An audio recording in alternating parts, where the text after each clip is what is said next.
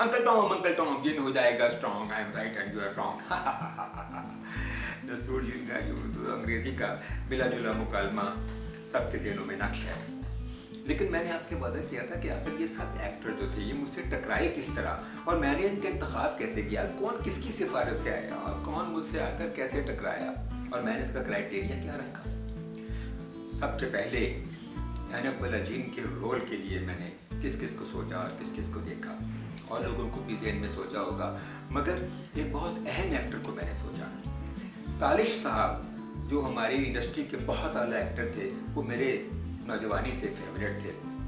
پھر جب مجھے معلوم ہوا کہ ان کے بیٹے احسن تالش بھی ماشاءاللہ انہی کی طرح ٹیلنٹڈ ہیں، تو میں نے کہا کہ ان سے بات کر کے دیکھتے ہیں. میں نے احسن تالش کو بلایا اور ان سے گفتگو کی، لیکن مجھے لگتا ہے کہ احسن تالش کو شاید یہ رول اچھا نہیں لگا، یا ان کے ذہن میں کچھ اور خیالات تھے، یعنی ڈائریکشن کے آف کورس. اور پھر اس کے بعد وہی احسن تالش بہت کامیاب ڈائریکٹر ثابت ہوئے اور انہیں لکس اسٹائل ایوارڈ بھی ملا. بہرحال انہوں نے اداکاری کی جگہ ہدایتکاری کو ترجیح دی اور نام بنایا. لیکن پھر میں کیا کرتا، پھر میں دیکھتا رہا، چیزوں کو سوچتا رہا، سمجھتا رہا. ایک دن مجھے فروغ بشیر صاحب کا فون آیا، کہنے لگے یار حفیظ طاہر تم ایک میوزک پروگرام کرتے ہو تو تم اس میں ایک میں لڑکا بھیج رہا ہوں، اس کو ٹرائی کرو. انہوں نے میرے پاس ایک لمبا تھڑنگا لڑکا بھیج دیا. میں نے ان سے پوچھا بھائی آپ کا نام کیا لے گا؟ شہزاد کیسر.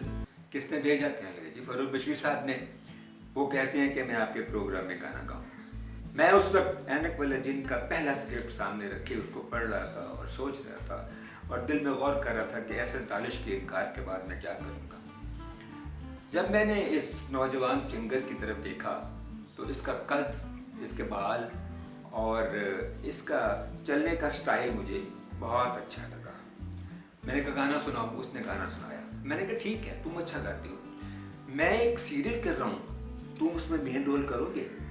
وہ حیران رہ گیا اور کہنے لگا جی میں تو سنگر بننا چاہتا ہوں، آپ مجھے ایکٹر بنانا چاہتے ہیں، دیکھ لے.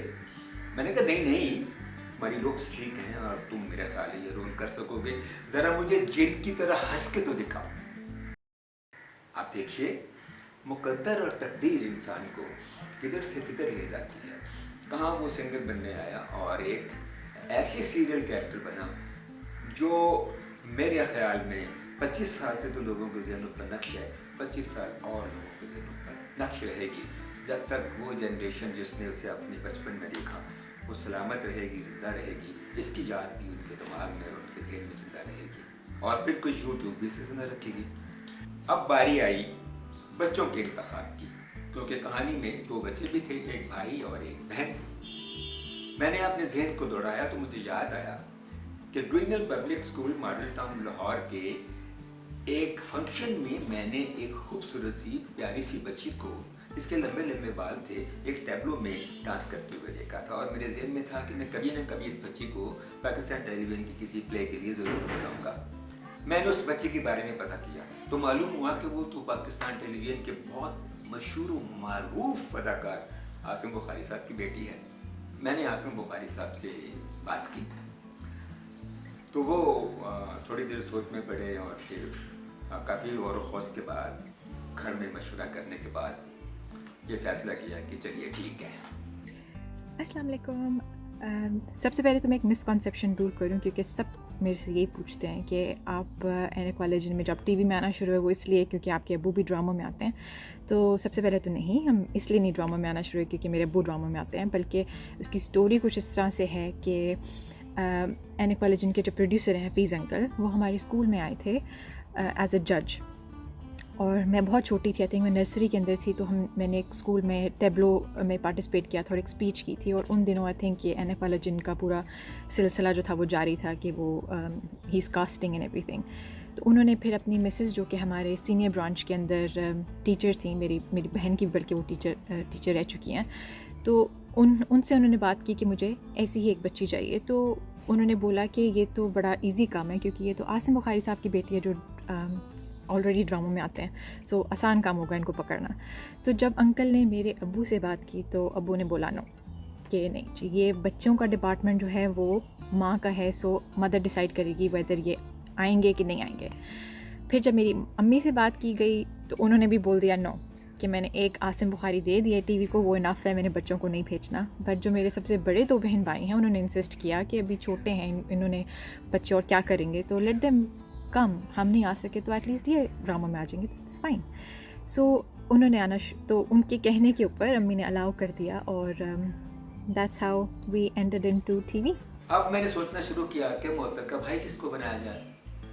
बड़े गौर व खोज के बाद ये कंक्लूजन ज़हन में आया कि मोहतर के अपने भाई अजलाल बुखारी को जो रोल ऑफ़र किया जाए, उसे भी ये रोल ऑफ़र किया गया, तो वो रोल उसने एक्सेप्ट कर लिया. जी, और जहाँ तक एनिकोलॉजन में कास्टिंग का सवाल है, तो बेसिकली आई थिंक कि हफीज़ अंकल ने हमें बहुत देर पहले से मुझे और मोहतर को मार्क किया हुआ था, and that was from our school days. और आफ्टर फ्यू इयर्स जब एनिकोलॉजन का प्रोजेक्ट आया और मोहतर को ये अपॉर्चुनिटी मिली, और फिर डेफिनेटली मोहतर का एक भाई बनाना था, और द ऑप्शन वाज गिवन कि उसका अपना एक भाई है अजलाल, और वो भी एक्टिंग कर लेता है. तो from there I got the chance to play Imran. और फिर इन दोनों की एनर्जी और केमिस्ट्री इतनी शानदार थी कि उसकी वजह से प्ले में एक अजीब वाइब्रेशन और एक इनोसेंस उभर कर सामने आई. और फिर एक प्रोफेशनल आसिम बुखारी की औलाद होने के हवाले से उन्होंने मुझे कभी कोई ट्रबल न दी. आसिम बुखारी साहब भी बहुत शानदार आर्टिस्ट हैं, और वो भी कभी किसी डायरेक्टर के लिए ट्रबल का बाइस नहीं बनते. बाद में मुझे अजलाल बुखारी ने बताया कि हफीज़ अंकल, जब आपने मेरे अब्बा से बात की थी हम दोनों को ड्रामे में रखने की, तो अब्बा उस वक्त तक फैसला कर चुके थे कि हमने अपने बच्चों से एक्टिंग नहीं करानी, और अम्मी भी नहीं मान रही थी. फिर हमारे बड़े भाई बहनों ने कहा कि ये बहुत अच्छा चांस है, इन बच्चों को काम जरूर करना चाहिए और कॉन्फिडेंस आएगा.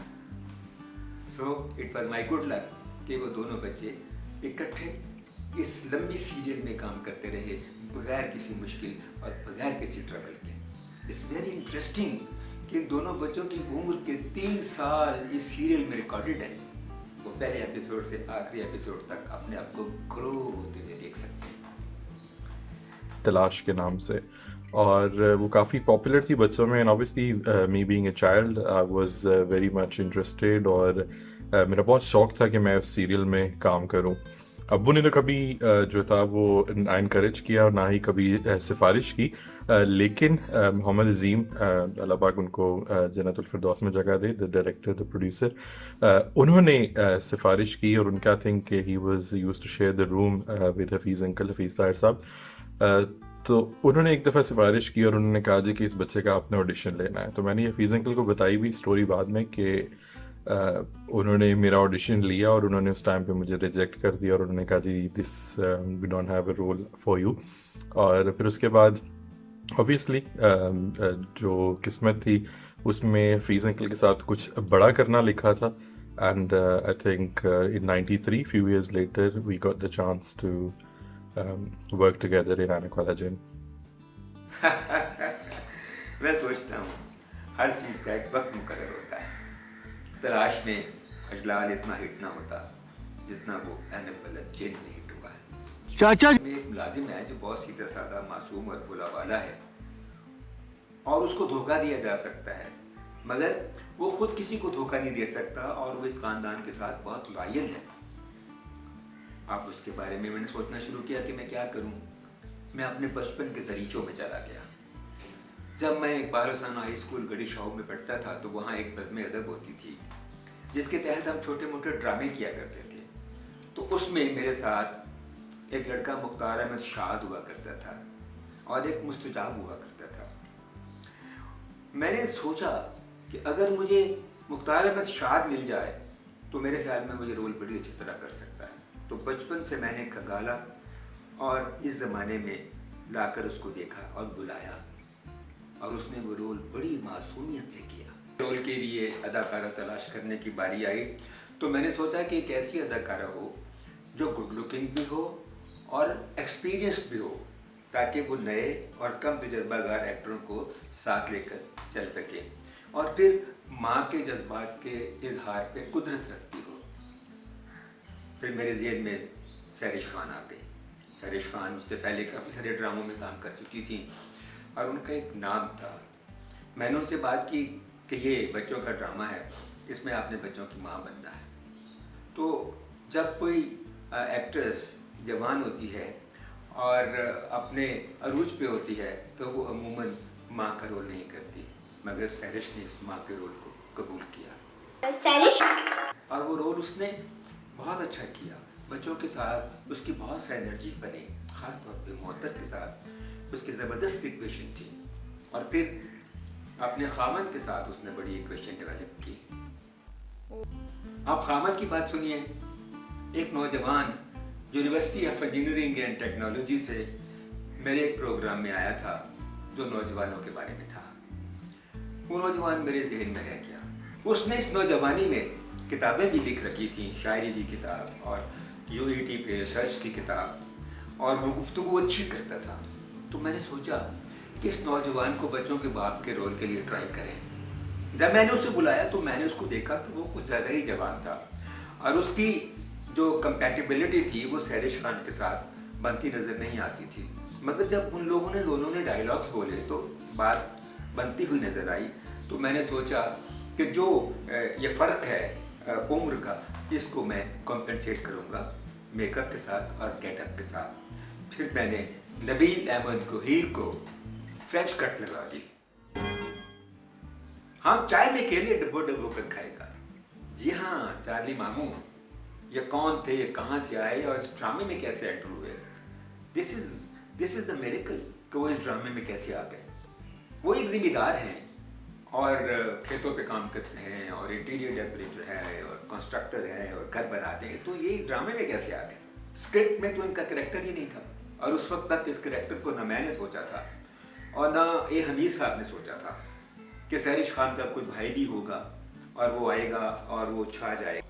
हुआ यूं कि जब एनक वलगिन के पहली एपिसोड की शूटिंग जारी थी और उसके आखिरी सीन हो रहे थे कि मेरा भाई मेरे पास आया और कहने लगा, भाईजान ये मेरे दोस्त हैं असद भंडारा, पाकपतन से ज़मींदार हैं, इन्हें एक्टिंग का शौक है, इन्हें आप एक्टिंग करा दें।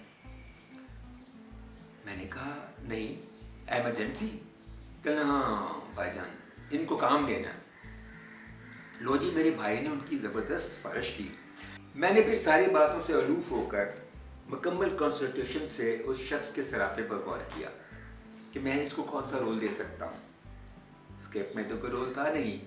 फिर उसी लम्हे मैंने एक रोल क्रिएट किया कि अगर इस शख्स को चार्ली वाली मूछ लगा दी जाए, हैट बना दिया जाए, हाथ में छड़ी दें, काला कोट पहनाएं, काली पैंट पहनाएं, तो नाजरीन आज हम सब ने ये जाना कि ऐनक वाला जिन की बेसिक फैमिली के किरदार कहाँ से आए, किधर से आए, किसकी सिफारिश से आए, कैसे मुंतखब हुए। आइंदा प्रोग्रामों में हम ये जानेंगे कि हमून जादूगर कहाँ से आया, हुमैरा अर्शिद जैसी खूबसूरत लड़की ने नागन मलिका बनना क्यों कबूल किया, फरीहा परवेज जैसी गुलकारा ने खलाई मखलूक का करैक्टर क्यों किया, परिजाद कौन था, ये करैक्टर क्या था और इसको करने वाला एक्टर कहाँ से आया, ज़कूटा एक तांगे से मर्सिडीज बेंज कैसे बना, और इस तरह के बहुत सारे अजायबात मैं आपसे शेयर करूँगा ऐनक वाला जिन के। तो देखते रहिए मेरी ये प्रोग्राम सीरीज ऐनक वाला जिन द इनसाइड स्टोरी। सब्सक्राइब कीजिए मेरा चैनल और बेल आइकन दबाइए ताकि आपको नोटिफिकेशंस मिलते रहें। खुदा हाफिज।